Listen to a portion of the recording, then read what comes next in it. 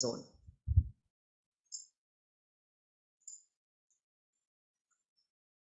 Rein yourself back to this present moment in restful awareness, in listening, Shravana.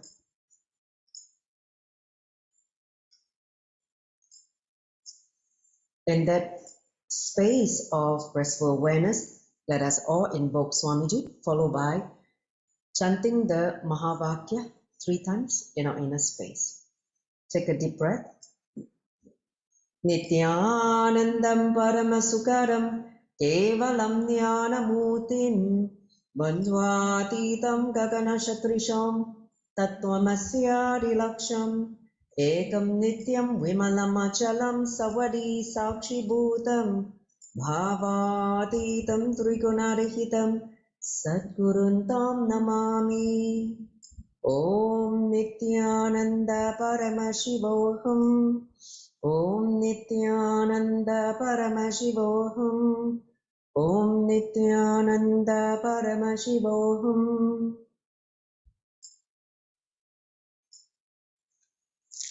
So let's enter into the next slide. Today we're going to start the session with a very powerful Nitya Kriya, which Swamiji gave in 2011 when he first expounded on Bhagavad Gita.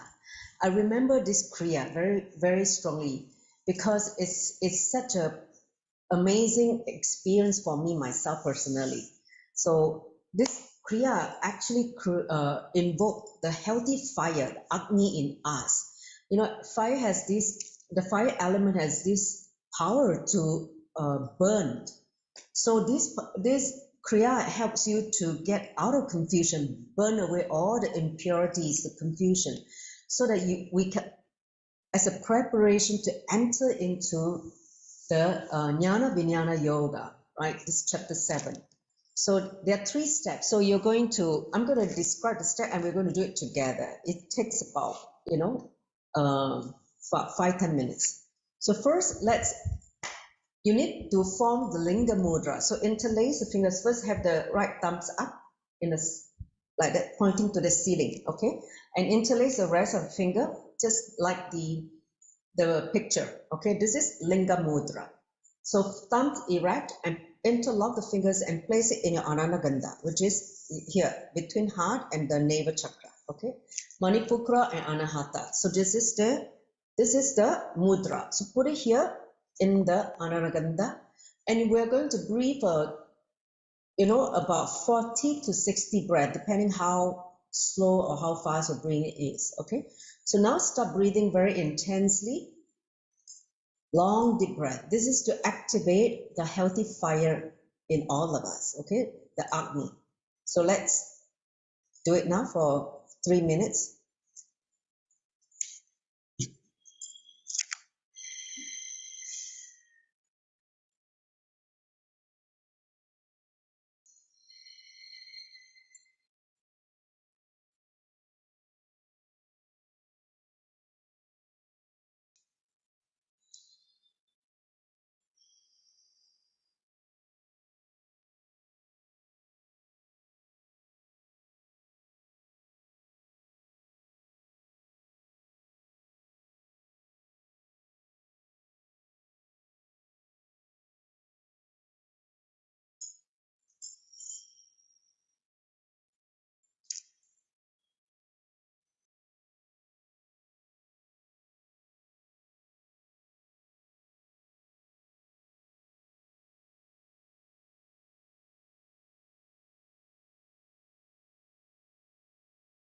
So those of you who just entered the session, we're doing now the first step.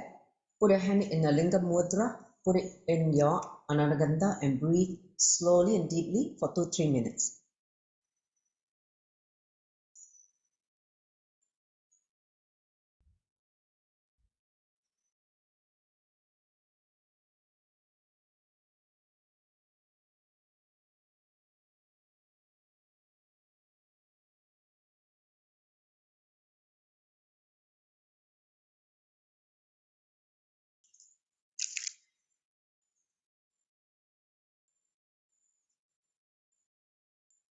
Breathe deeply and slowly, not hyperventilating.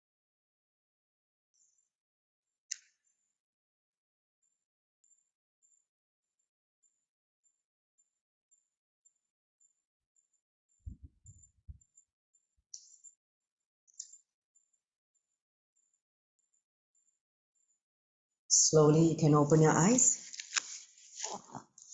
Welcome to the session once again. Let me just go through very quickly what we're going to cover today. Then I'm going to hand over to Sri Vedavyasa. So today, the flow of the chapter, we'll do a very quick recap of last chapter 6, Dhyana Yoga. And then we'll enter into today's chapter, which is chapter 7, Jnanavijnana Yoga. And Krishna is going to talk about the power of listening, Shravana. And then he's going to talk about how 1 in a billion reaches him, okay? And we will also share a Shastra Pramana and the importance of the 3 gunas and how to go beyond the 3 gunas. And finally, there is a very important message, which is gratitude, which is the greatest attitude. So this is how we are going to flow today's session. With that, without further ado, let me just hand over to Sri Vedavyasa. Nityanandam. Nityanandam, everyone. Yeah. So let us first invoke Bhagavan Sri Krishna with a mantra before we start. Om Vasudeva Sutam Devam Kamsa Chanuramardanam Devaki Paramanandam Krishnam Vande Jagadgurum. I salute unto you, Bhagavan Sri Krishna, Guru, Master of the world, Son of Vasudeva, Supreme Bliss of Devaki, Destroyer of Kamsa and Chanura.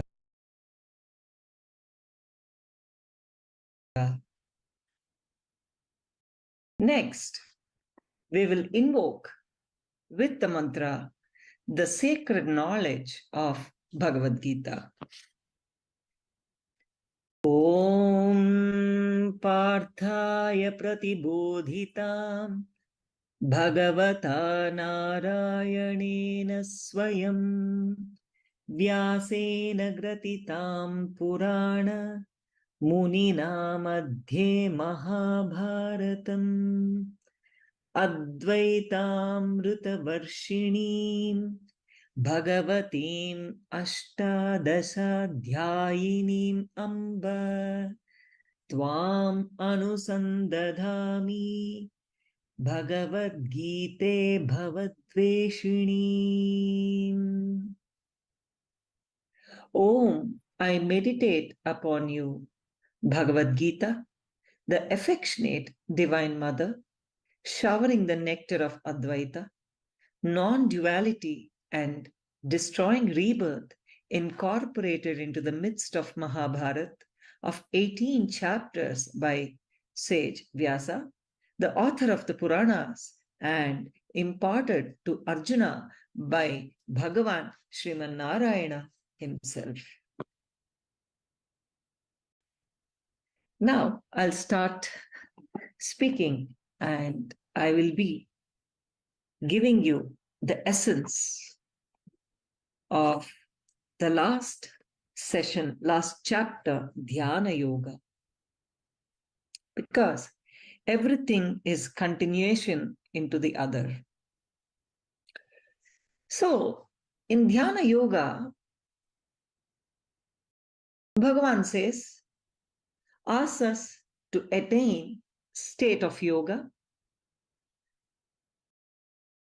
truly renounce the thoughts, renounce thoughts of the past and the future by bringing our mind into the present space of completion.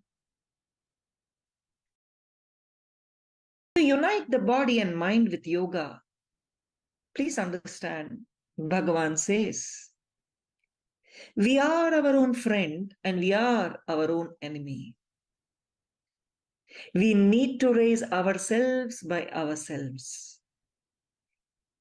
Bhagavan teaches to bring integrity, to conquer your senses so that self is achieved. He also asked us to practice yama, which is integrity, niyama, which is authenticity. Asana, pranayama, pratyahara, dharana are responsibility. Dhyana and samadhi are enriching. Be in the self and see the supreme in everything, so that the realized one sees the supreme everywhere.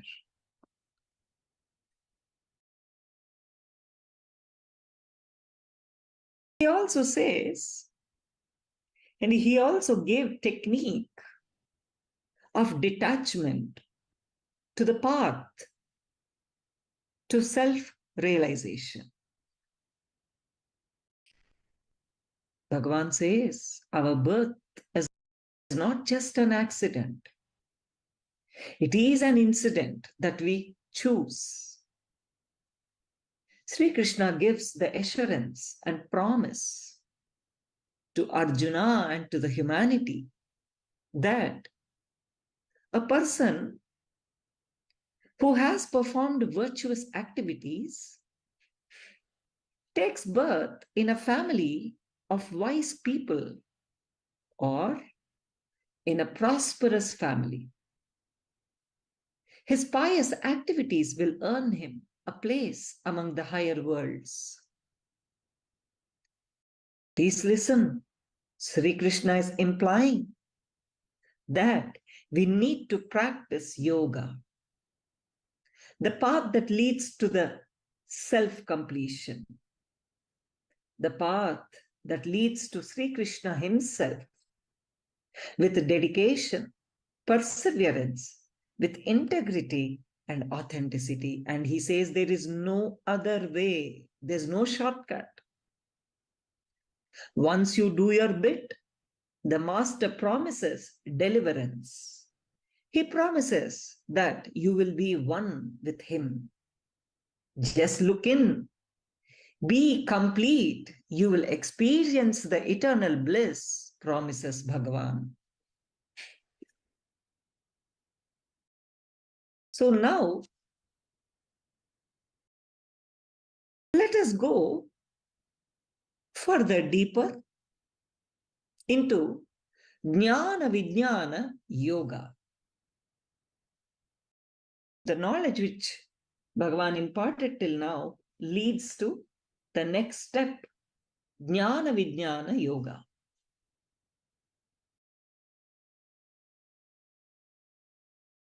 He says, all living beings are caught in the duality of attachment and aversion.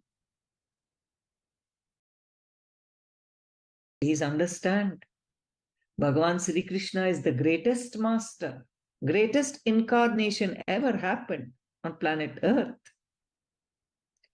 And Sri Krishna explains how to move out of this bondage of duality of attachment and aversion. He reveals the knowledge of associating with the divine to radiate the divine.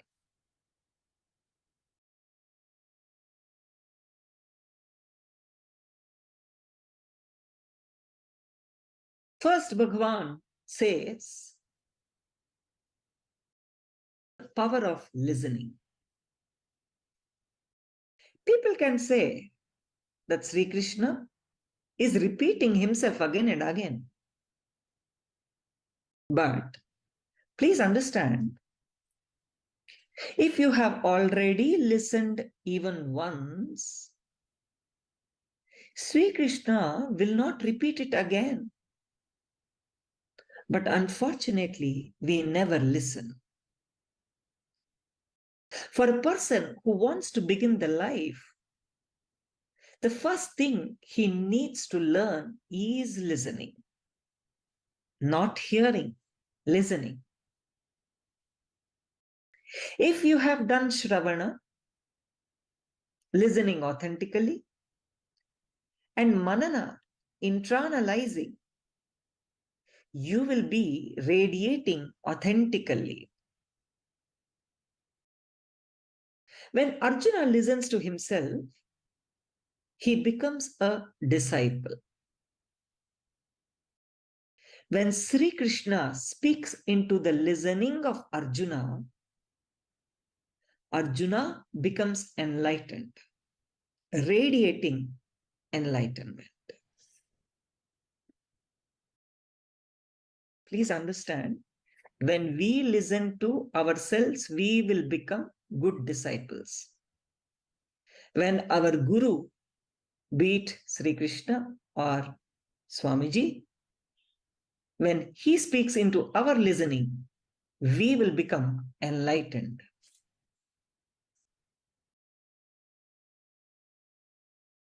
He says, listening of yourself is completion. The very first thing the humanity needs to understand and you need to learn is to radiate nididhyasana, which is learn to think and speak with the same cognition you arrive at by internalizing. Authentic listening, Shravana, leads to clarity. And internalizing manana leads to cognitive shift. If you don't live that cognitive shift powerfully, you will lose it.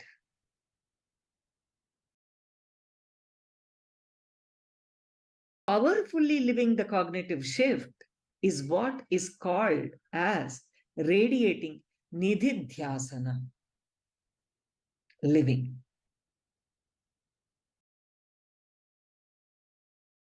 Ability to speak into the listening of yourself will lead you into completion.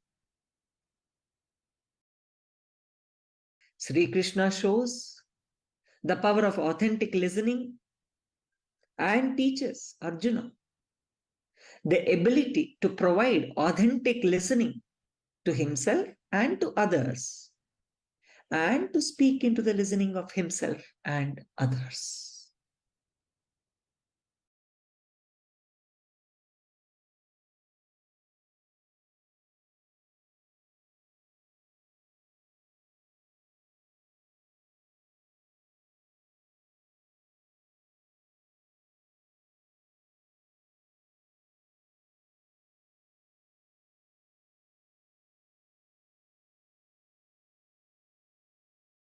Now,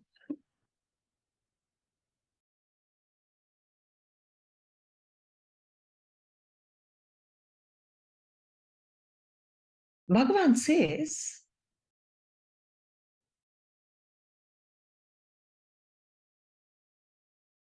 only 1 in a billion reaches him.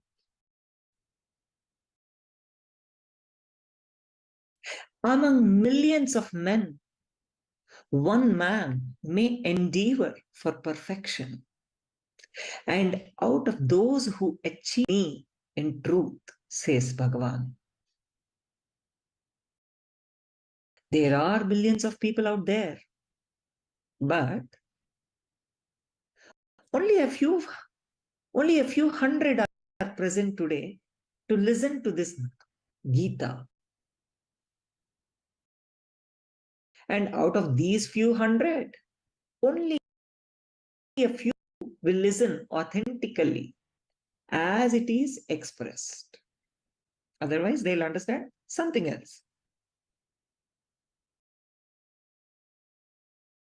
So Sri Krishna says to Arjuna that by practicing yoga in full consciousness of me, with mind attached to me, you can know me in full without doubt. Please understand, I am really giving the punchlines and the truths. That is the reason I'm going so slow. Because you need to digest every word I am saying. Every sentence is a mind-blowing truth. By practicing yoga in full consciousness of me, with mind attached to me, you can know me in full without doubt.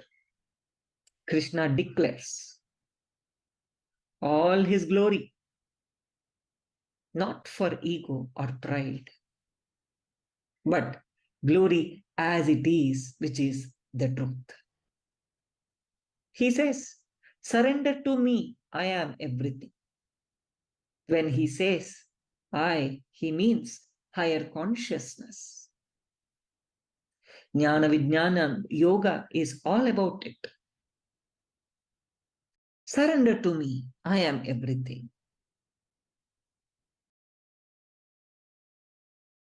This Jnanavijnana Yoga is all about how human beings approach the divine.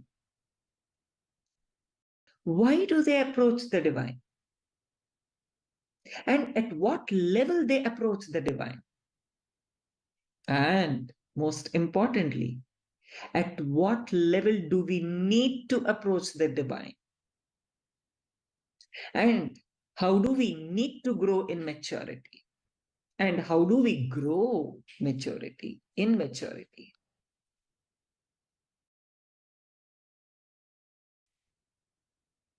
Now, I will chant what Bhagavan is saying. Please repeat after me. The Shastra Pramana. Mattah parataram Mata pararatam nanyat kinchit naya kinchit asti dhananjaya asti dhananjaya mai sarvam mayi sarvam idam protam idam protam sutre mani sutre mani ganaivai. ganai vadai. I will chant.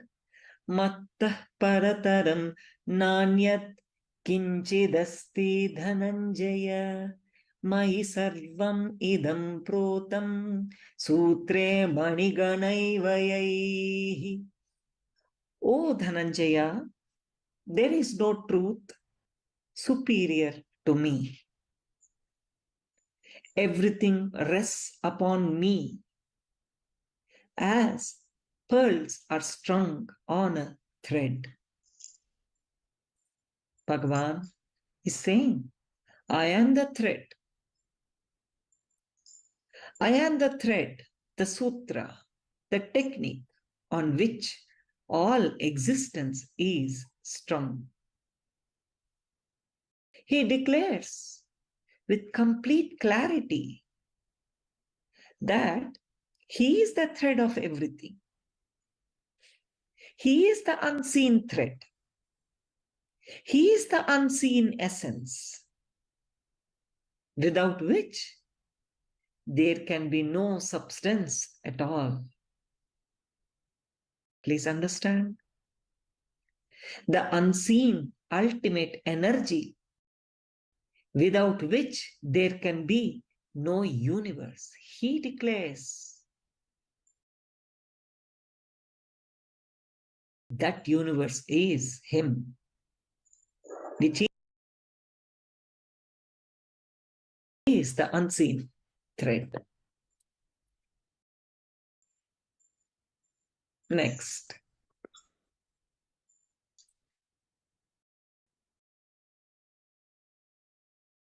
What about the gunas from many masters? Actually, even Patanjali talk about gunas, the three gunas. So basically, did Krishna teach anyone about the gunas to humanity?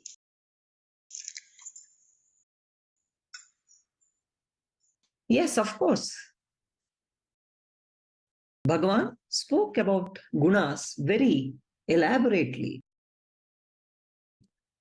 In fact, he speaks about this and teaches Arjuna, through Arjuna to humanity.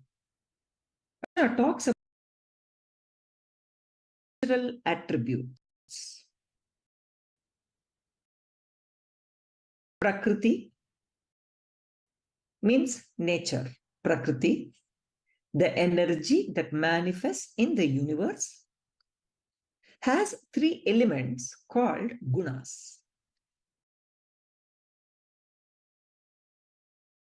These three gunas are sattva, rajas, and tamas. The interplay of these gunas creates the functioning of the mind and activity. The interplay of these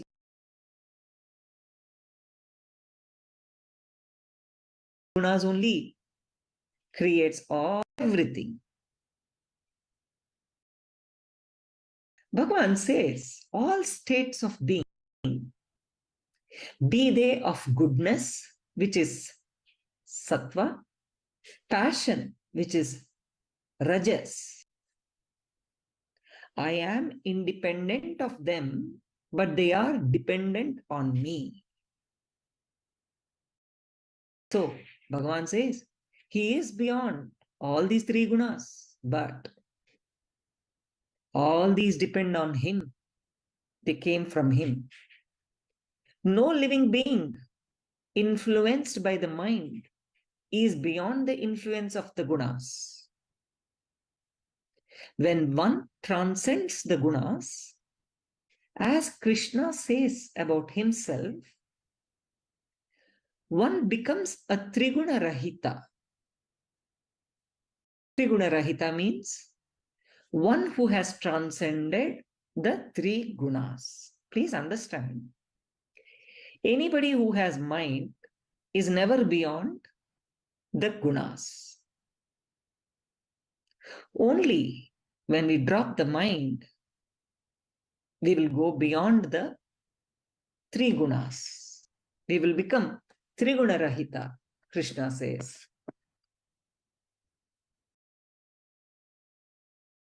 Sri Krishna declares that I am beyond the gunas. He says, I am the Param Purusha, the Supreme Being, who sets Prakriti into play. And I am beyond its influence. Krishna is the creator of nature, which is even beyond Prakriti. And he is therefore beyond the plays of nature. God. Understand?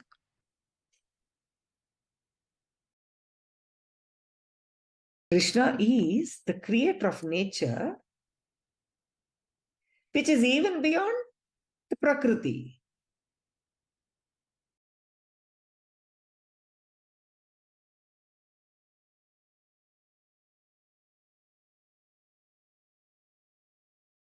Sri Krishna says starting at different levels is okay, but we shouldn't stop there. Krishna says,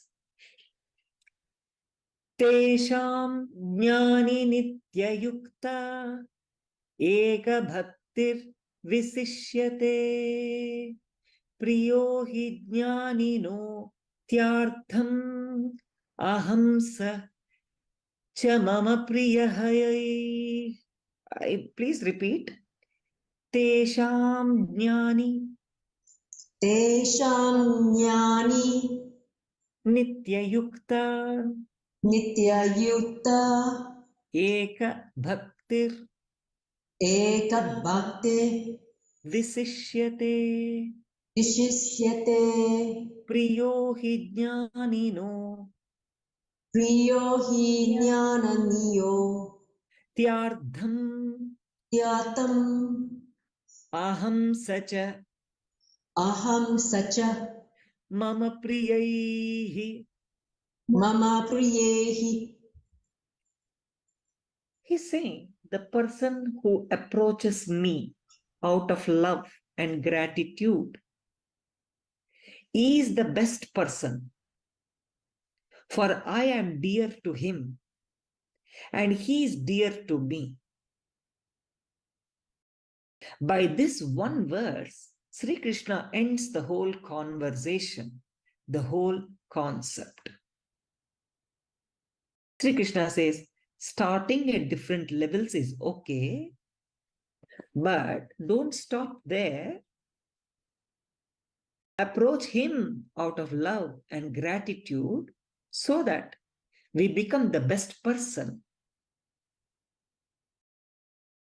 We are best because he is dear to us and we are dear to him. And Sri Krishna says, I am in your heart. Krishna says, beautifully,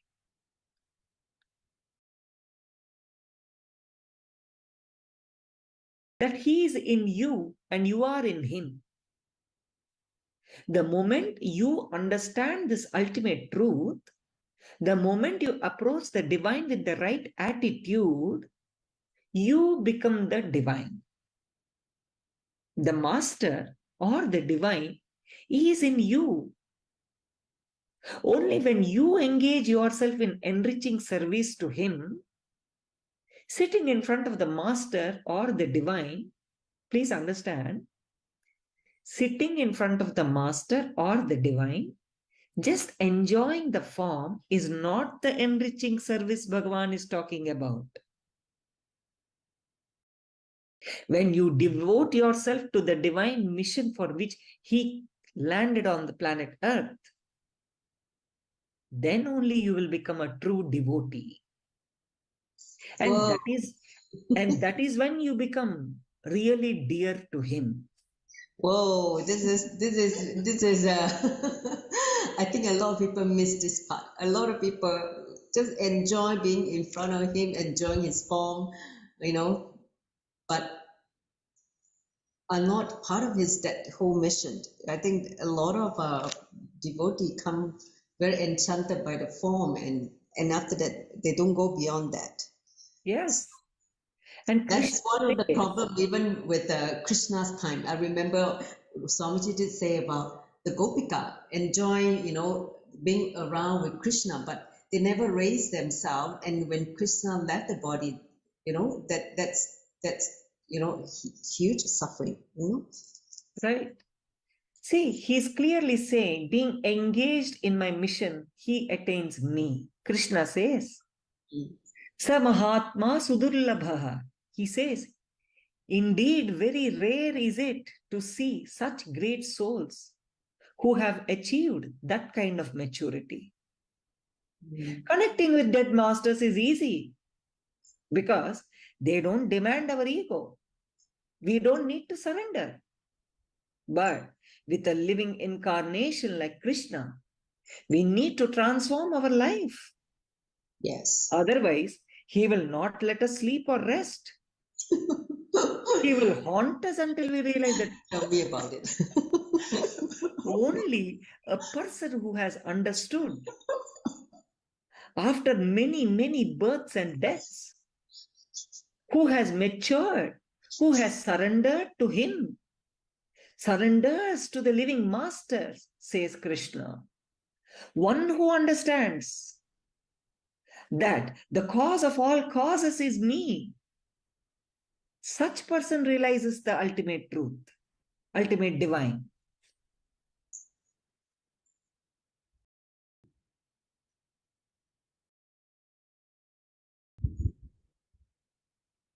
The person who has understood, who has knowledge of this truth, surrenders unto me. Knowing me to be the cause of all causes and all there is, such a great soul is rare. Such a great soul is dear to me. Only if you go with an attitude of love and gratitude, with maturity, only when you see a living enlightened master with that maturity and gratitude, you will be enlightened. The moment you see an enlightened being as he is, you will become enlightened. There's no doubt about it. Krishna says. Krishna says gratitude is the greatest attitude because I reside in everyone's heart as the super soul. When somebody decides to worship a demigod, I make his faith steady so that he can devote himself to that particular deity. Even if you approach me with fear or greed, I fulfill your needs. It is my own energy which fulfills them so that you grow, you become mature, and you come up to the next level of completion. When we feel life is a blessing, and when we approach the divine with the deep love and gratitude, not only do we experience divine consciousness, Sri Krishna says, they achieve me, they attain me. Madbhakta yanti mama api. There's another verse where Krishna beautifully says, if you ask for something, I will give you that. But if you don't ask for anything, I will give you myself to you. I'll give you me. God. So sweet. So don't keep asking. Krishna says, I am Parabrahma. Initially, we'll be asking, we want this, we want that, we want this, we want that. After that, we stop asking. After some time, we stop asking. See, when Bhagavan is saying deity or demigod, he doesn't mean the supreme. He says, even if you approach Krishna out of fear or greed, you approach only a demigod. With the right approach, even if you approach a demigod, that demigod will be supreme himself. He will give you enlightenment.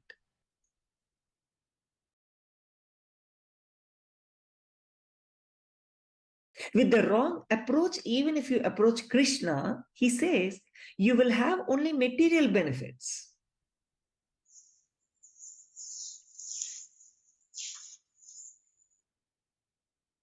If you receive boons through demigods, do not think that those deities are responsible for granting your prayers. All these are granted by the ultimate energy, existential energy. But you are not expected to stop with these boons. You are expected to grow further levels of completion. See, when you approach the divine, first all your dreams, desires will become reality. The divine will bless you. Later on, the divine will give you the understanding that the reality you perceive is itself a dream. First, God gives the Shakti, energy, to turn your dreams into reality. Then he gives the Buddhi, intelligence, to realize that reality itself is a dream. That is what Krishna says here. I bless you according to your maturity, as per your level of completion, based on the way you approach the divine. I give everything. Please understand, because we don't have buddhi, wisdom, we ask God to give us Shakti, energy. If we get Shakti without buddhi, it will only be temporary. That is what Krishna says. If we get Shakti without buddhi, it is temporary. It will not remain with us. He makes one more statement. My devotees attain me. If you approach me with the ultimate attitude of love and gratitude, you achieve me. You will experience me.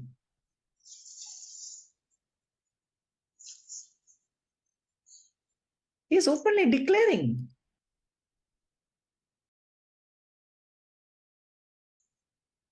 Krishna declares his divinity openly.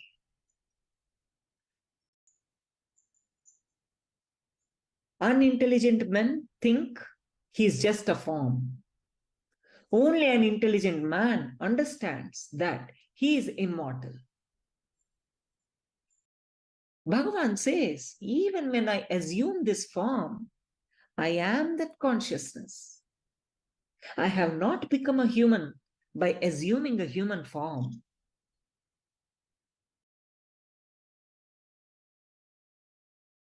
He makes a very clear statement again so that Arjuna understands. Arjuna means we. Understands two important truths. First, the formless energy of Krishna defines his divinity. Second, in whatever form the formless is expressed, it is divine. It is the awareness of the divinity in him that makes Krishna divine, the Supreme Master. If that awareness happens in you, you will be in Krishna consciousness, immersed in him, and you will be divine too. And only when we are aware of our divinity, we appreciate the divine. Next. So here's a question from the seeker. So Sri Vedavyasa, how can we recognize divinity? How can we recognize divinity?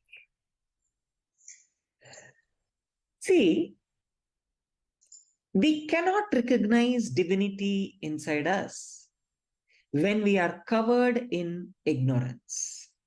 Yes. Please understand. Attachment and aversion, raga and dvesha, form the duality, the polarity of human life. Shedding attachment and aversion is the first step Krishna gives us. And he gives us the prescription for how to know and understand him, divine, and reach him. Please understand, even at the time of death, the mere recognition of the futility of the psychodrama that you have enacted throughout your life, if you recognize that, that is enough to liberate you. Bhagavan says, the technique to reach him, knowing him at the time of death, will lead you to him. If we want to die with the thought of the divine uppermost in our mind, we must be remembering him now. Akhanda Smarana. We must be remembrance of him always. We should start knowing and understanding him now. Then and only then we will understand him at the time of death. Him means it can be Swamiji, it can be Krishna, it can be Shiva, it can be anyone.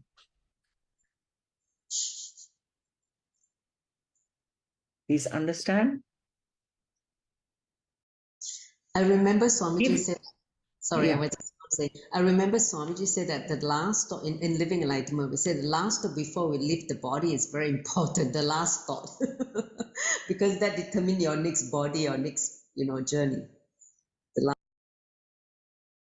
last thought. So when he's saying, remember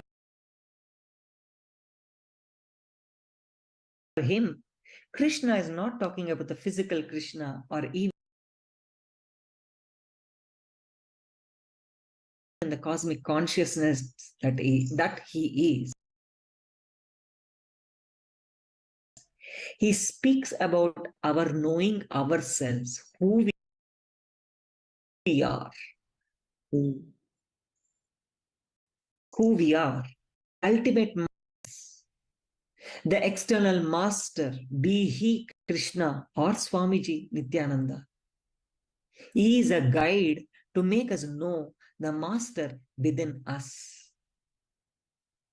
Krishna, in his deep compassion, says, I shall redeem you.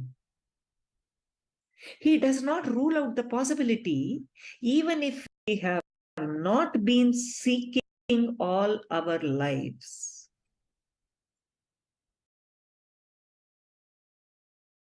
Please understand, why do always we talk about meditation? Because meditation is a technique for surrendering one's identity. Completion is the process of surrendering one's root patterns. Throughout the Gita, Krishna gives Arjuna the techniques and processes, sutras that lead to liberation.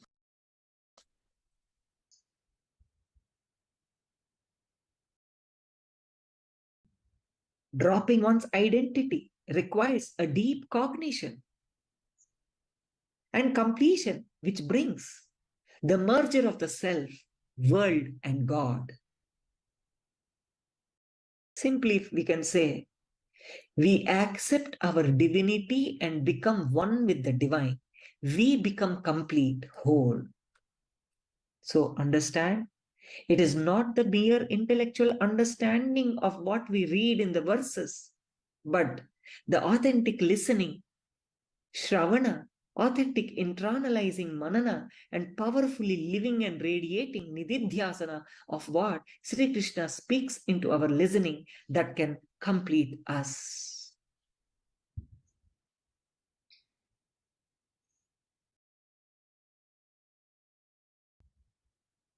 Dropping one's identity requires a deep cognition. The simple truth is that the present moment of completion is Krishna's consciousness.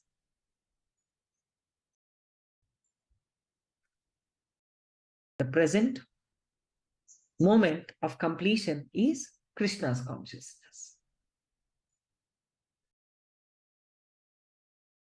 So let us pray to the ultimate Krishna to give us the intelligence and awareness to realize the truth about ourselves, to give us this experience of eternal bliss, Nityananda.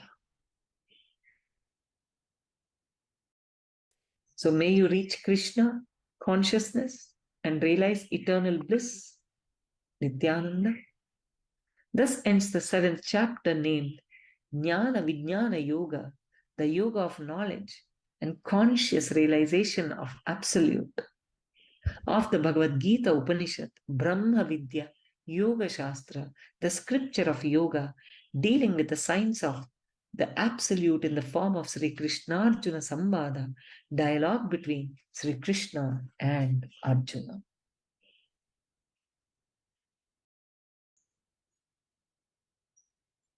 So do you have any questions?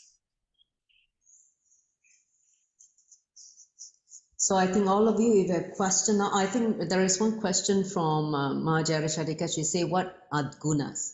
Maybe you can explain a bit more about gunas. She's not grasping what you said earlier. Okay. Please.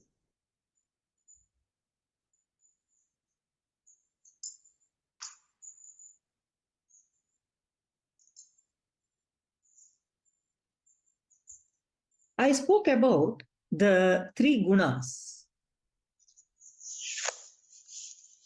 The 3 gunas being, let me explain.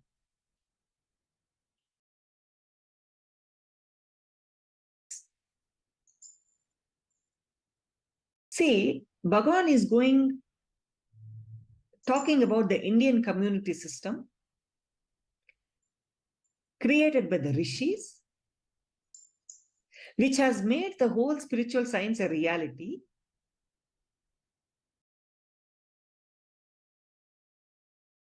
Let me describe the spirit with which the whole system was created.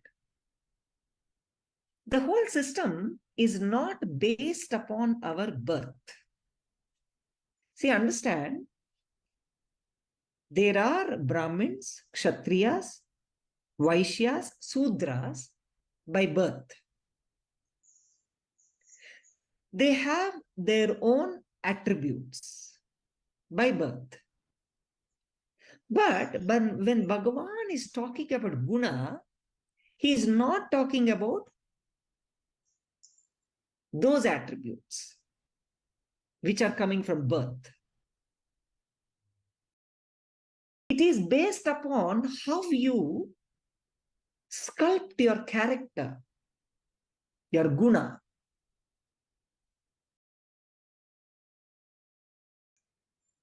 See, understand, Krishna says again and again that it is based upon our guna's nature. A person who works driven by fear is Sudra.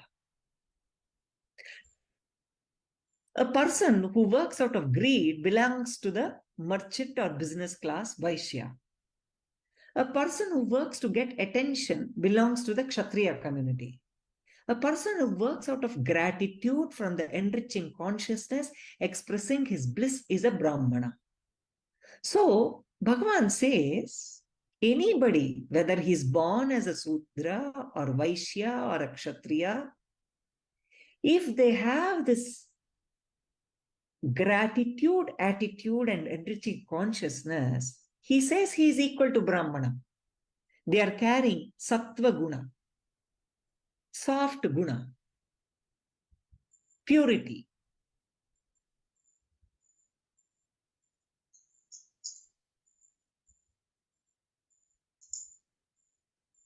A person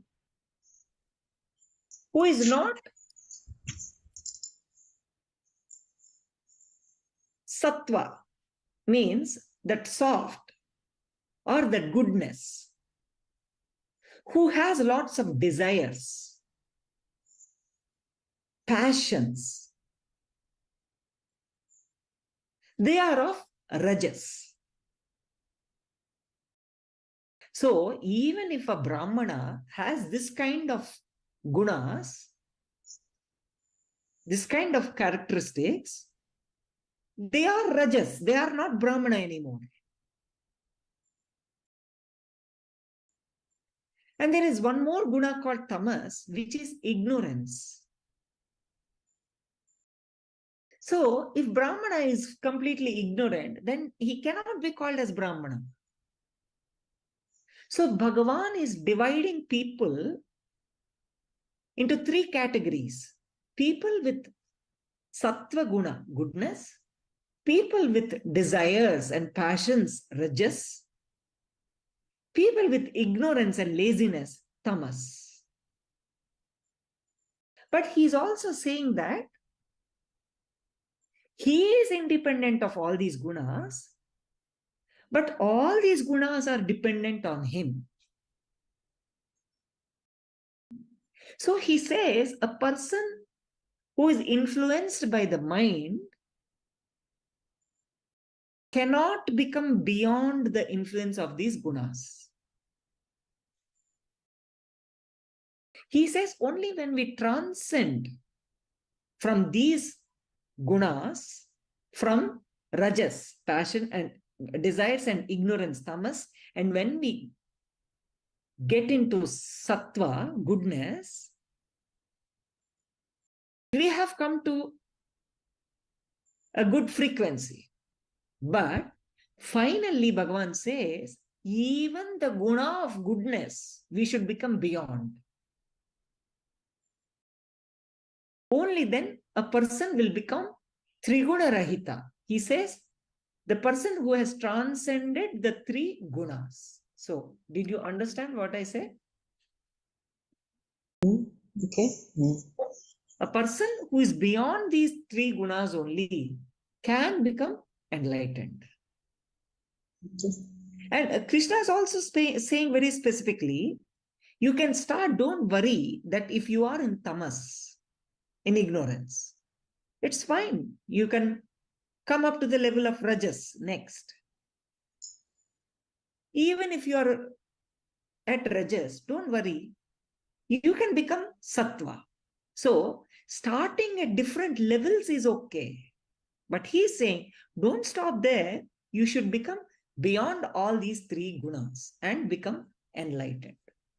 That's what Bhagavan is saying. Okay, great. Any more questions? Yes. Why is Shakti temporary without Buddhi? Naturally, an ignorant person having Shakti, energy, what will he do? Dangerous. He will destroy everything, isn't it? Yeah, we become demon. So, once he becomes demon, what will happen? He will exhaust all his energy for bad things. Yes. And finally, he'll get destroyed. Yes. So, naturally, Shakti is temporary. So, first we need to always ask for Buddhi. Yes. Then, to execute that Buddhi, Shakti, energy. So that it will become permanent inside you. Yes. So, That's correct. questions. Any other question from the Zoom room? It seems that only outside is asking. Have you all become enlightened? You don't need to ask question anymore. Nobody has doubts at all. Okay, while they're typing, shall we go through the next slides? Then okay, we'll address it later. We'll go through the next slide. We'll come back to the question, okay? So that we can move on. So here, as you know, that we have started the Paramashivoham level 1, level 2, level 3 2 days ago on the 6th of November. I just want to share with everybody who are here and also people who are watching from the social media. We welcome all the devotees to attend level 1 because these are some of the very initial program before Swamiji moved on to a more advanced program. So this in those early days when I just met him in like 2006 my time, okay.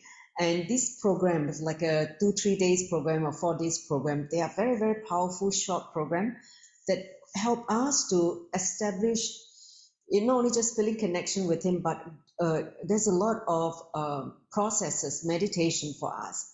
So we would really want, a lot of new people. As now the new requirement is that those who have not attended level 1, you must attend level 1 first, then go to level 2 and subsequently level 3 progressively, so that you experience the progressive growth spiritually. So that's why in this season, all the 3 levels are happening simultaneously. So those of you who may have attended level 2 during the COVID time in 2010, not 2010, 2020, sorry, 2020, you can now go back to these earlier programs. So Paramashivoham level 1 is those that is really, really highly recommended because these programs are excellent small programs that help you to really, really work very deeply on your, the initial level. And when you're prepared, you can go to more higher initiation, more advanced initiation. This helps to build very strong foundation in Buddhi, what we talk about Buddhi, right? The intelligence. These programs, those small little programs, because it is 21 days, you are not able to attend full 21 days, at least pick those days that you can fully commit to attend the full session, okay? So now today we're on the 8th of November. We're starting the 4 powers, the 4 tattvas. So all of you can join the 4 tattvas after today's program. Yeah.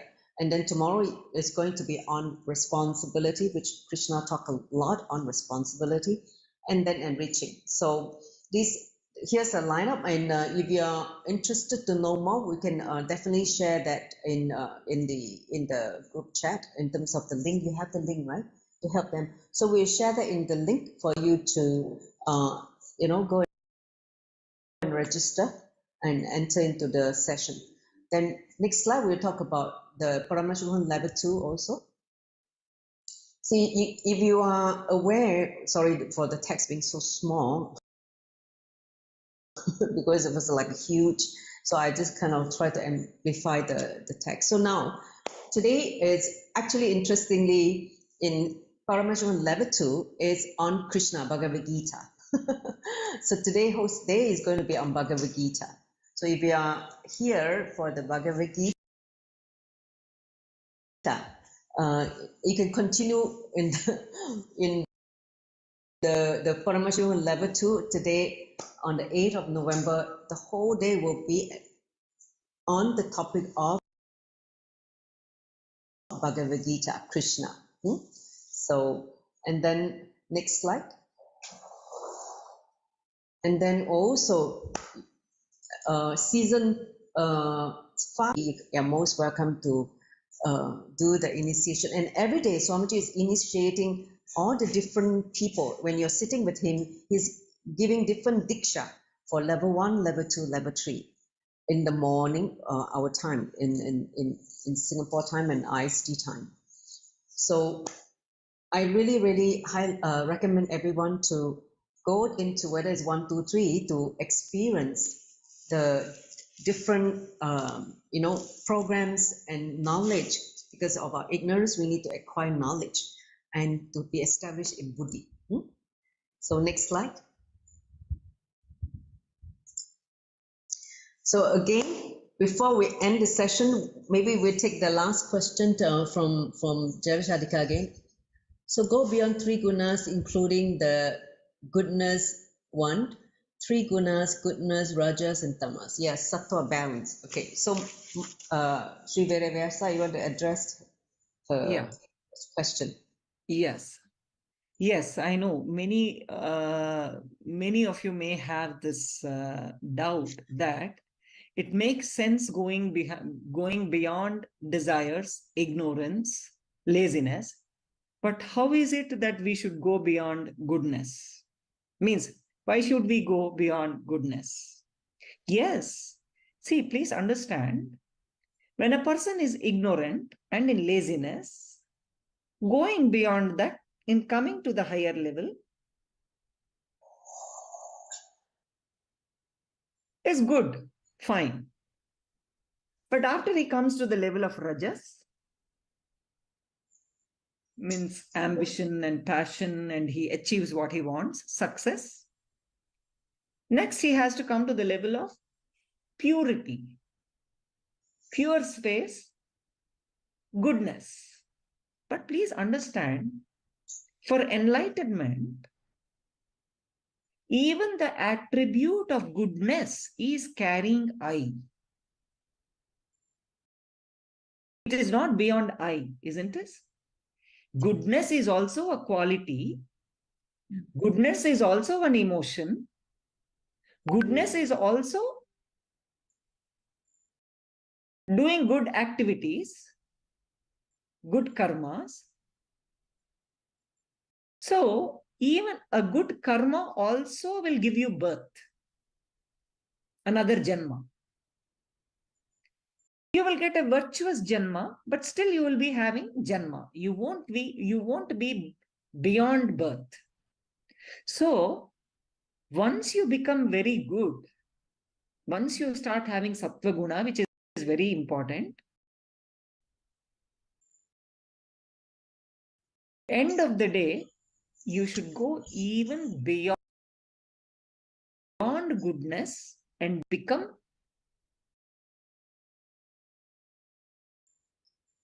into a space where there is no I at all.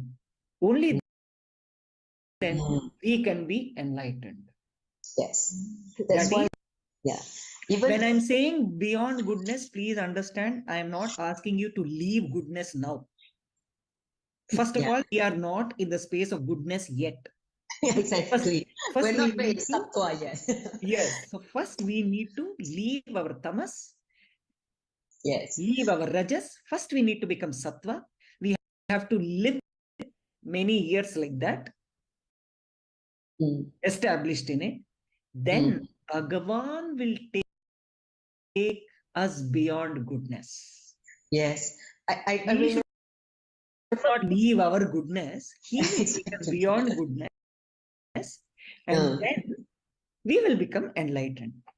Yeah, I remember when Swamiji said that we can directly go to Sattva. No, we, of many wrong lifestyle, don't have the right eating habit, don't have the spiritual routine. So we're in tamas, we're in that downness and laziness.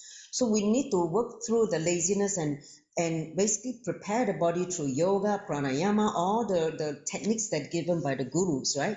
And then reach a level of rajas. That means raise the frequency whereby the body is vibrating with energy. Then we can be brought to the level of sattva, balance. Do you understand? So you cannot jump from downer straight away go to sattva.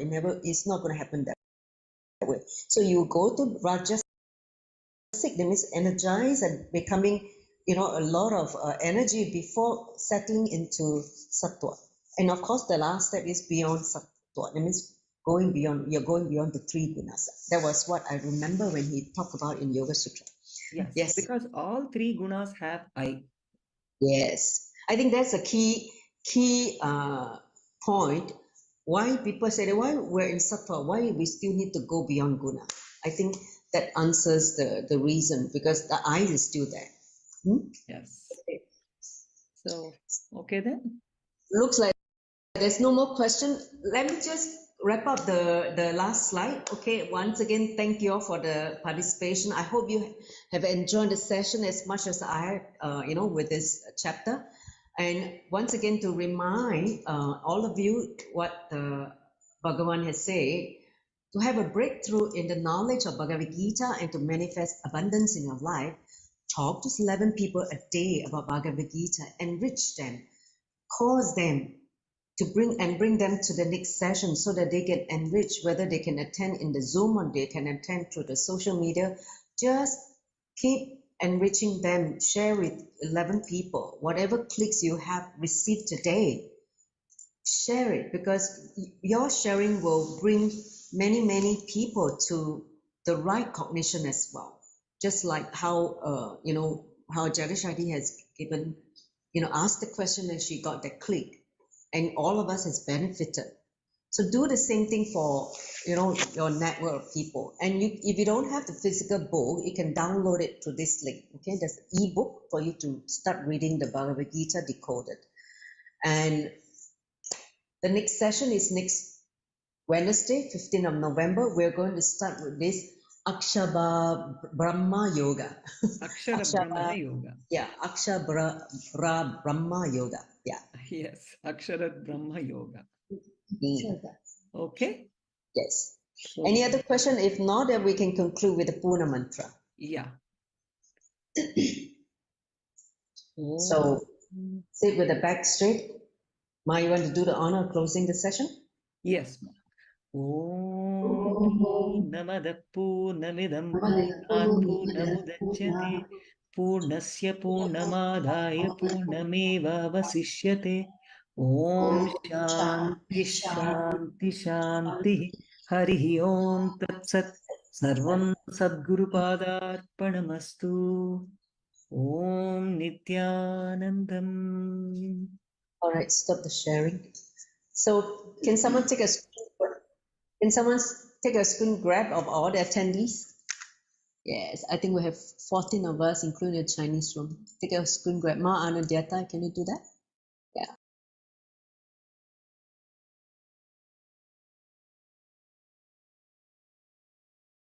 In one straight line.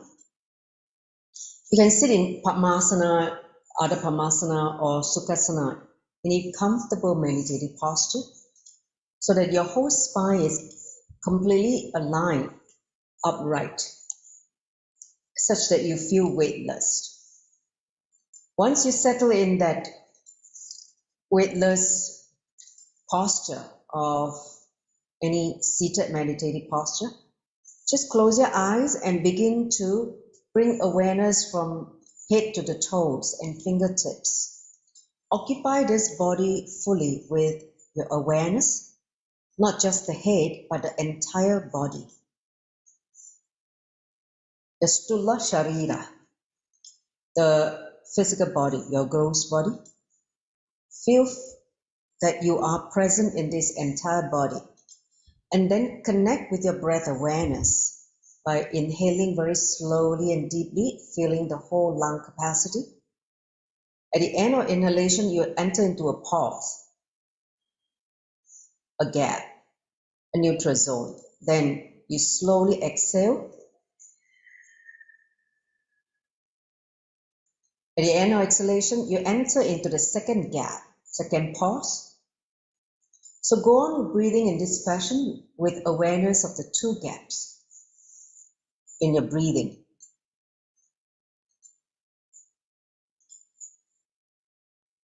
Let the breathing integrate this body and mind to the space of now. Let the breathing be the bridge between you and existence.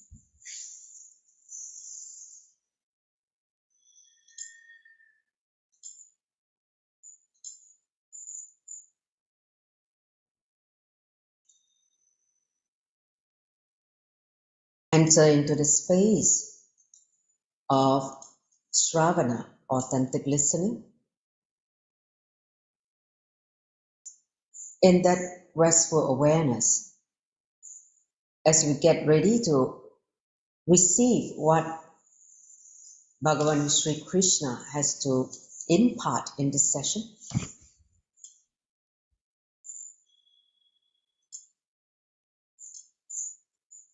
Without further ado, let's close your palm together in Anmajali Mudra, the prayer pose. In front of your Anahata Chakra, your heart center. We invoke Swamiji, our beloved Guru, by chanting the Sadguru Vandanam, followed by 3 times the Mahavakya, to bless us to enter into the inquiry of Bhagavad Gita. So take a deep breath. Nityanandam Paramasukaram Kevalam Jnanamutim Dvandvatitam Gaganashatrisham Tattvamasya Ekam Nityam Vimalam Achalam Sarvadi Sakshi Bhutam Bhavaditam Trigunarahitam Satguruntam Namami. Om Nityananda Paramashivoham. Om Nityananda Paramashivoham. Om Nityananda Paramashivoham. Give yourself a bow from within in a deep prayer to Swamiji, our Guru, and Bhagavan Sri Krishna to bless us to receive the knowledge, the sacred knowledge of this chapter of Bhagavad Gita, and bless us to experience the truth.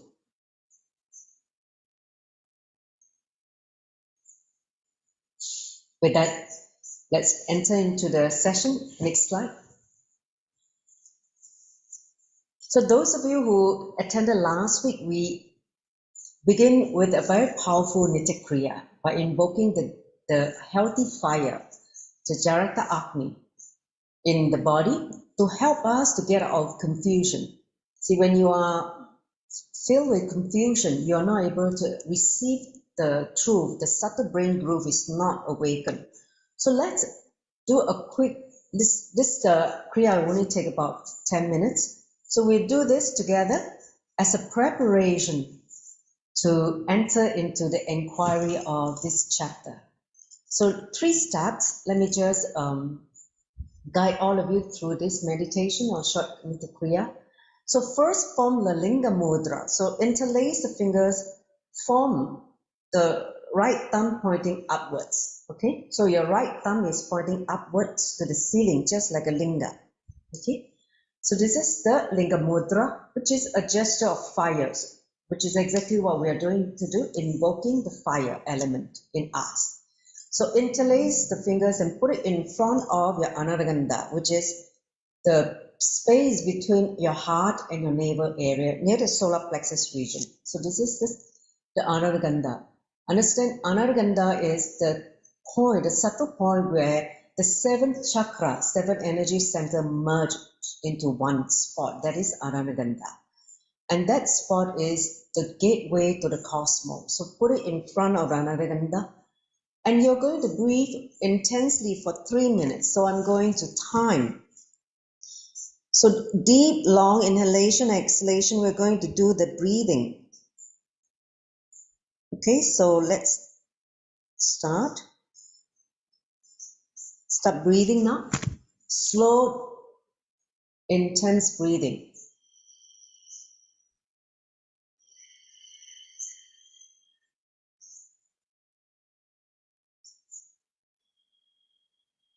This breathing will activate a healthy fire in all of us.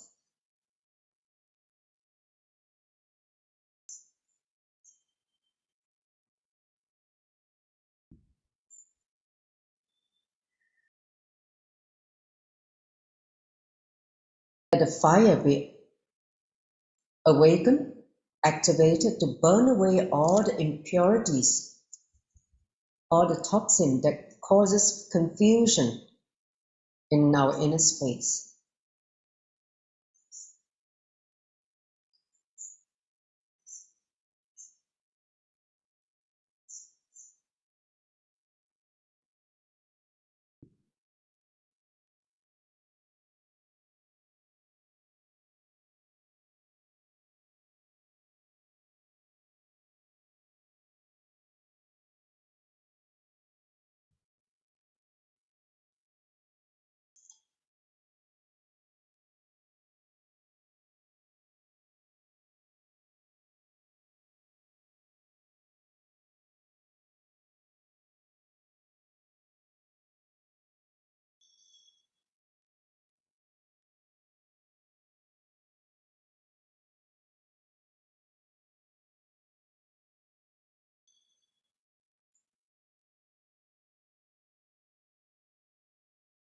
Long, intense breathing with the Linga Mudra.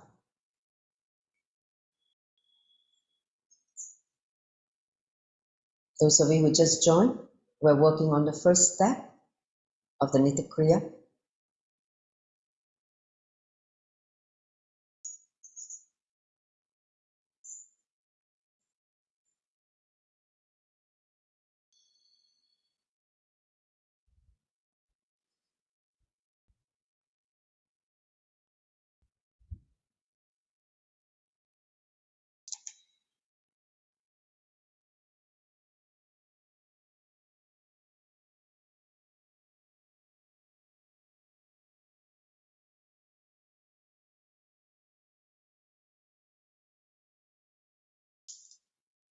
Allow the Kundalini energy to be awakened when you are doing this breathing.